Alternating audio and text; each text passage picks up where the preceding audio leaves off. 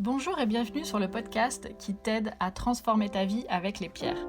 Je m'appelle Angélique, je suis la cofondatrice d'universminéral.fr et notre mission est de vous aider à travers les pierres à vous reconnecter à vous-même pour incarner votre plein potentiel. Nous allons vous guider dans l'expérience de la lithothérapie pour reprendre le plein pouvoir sur votre vie et vous libérer afin de vivre une vie en conscience et en bien-être. Si ce podcast vous plaît, n'hésitez pas à nous soutenir en nous notant 5 étoiles sur votre plateforme d'écoute ou simplement en ajoutant un commentaire bienveillant. On vous remercie, on vous embrasse et on vous souhaite une bonne écoute. Bonjour, j'espère que vous passez une excellente semaine et que vous prenez bien soin de vous.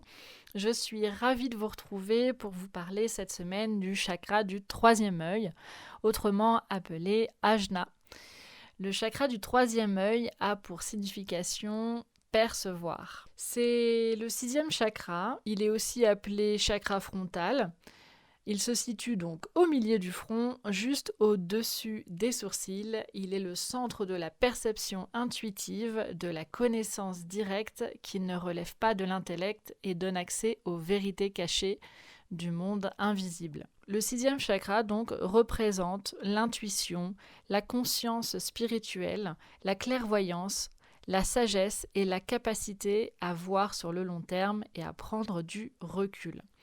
Il va concerner physiquement les yeux, le cerveau et l'épiphyse. Alors, comment savoir si le chakra du troisième œil est équilibré, surdéveloppé ou au contraire faible ? Alors, un chakra du troisième œil équilibré, c'est quand on sait écouter son intuition et suivre ses messages. On parvient à regarder au-delà des petits problèmes du quotidien et à avoir une vision claire de là où on va. Notre connexion, entre guillemets, au monde invisible, elle est franche et elle est établie. On a un bon équilibre entre la réalité et le ressenti. Au contraire, un chakra qui va être faible, on ne va pas du tout percevoir de magie dans le quotidien. On est excessivement dans le concret, on est excessivement ancré dans le pratique, dans le faire, plutôt que dans l'être. On est détaché de la spiritualité, on a des difficultés à être créatif et à accepter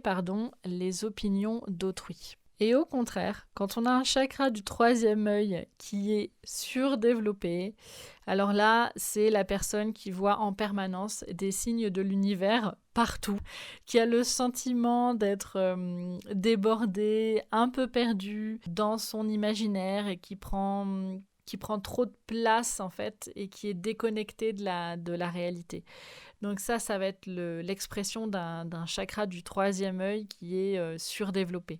On va avoir un manque de vision profonde et des perspectives globales qui ne sont pas en adéquation avec ce qu'on est en train de vivre. À ce moment-là, les pierres qui vont pouvoir nous aider sont celles qui sont de couleur bleu foncé, comme le lapis-lazuli, la sodalite, l'azurite, ou encore des pierres de couleur un peu pourpre comme la lépidolite ou la fluorine violette ou l'améthyste. Le lapis-lazuli, par exemple, elle est associée à la vision intérieure. Sur le plan physique, c'est une pierre qui va être associée aux yeux. Elle est aussi recommandée pour les troubles nerveux et la dépression.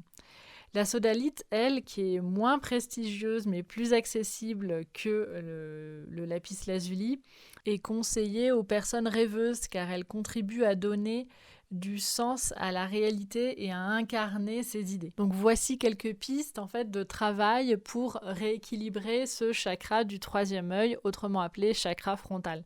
Voilà, j'espère que vous en savez un petit peu plus sur ce centre énergétique, donc ce 6e chakra appelé Ajna, donc chakra du troisième œil ou chakra frontal, et que vous avez désormais quelques pistes si vous sentez que ce chakra est déséquilibré chez vous, soit surdéveloppé, soit faible. Je vous souhaite une excellente semaine. Évidemment, vous pouvez retrouver tout plein d'informations sur les pierres sur le site universminéral.fr. Nous avons rentré très récemment de la très très belle sodalite d'ailleurs.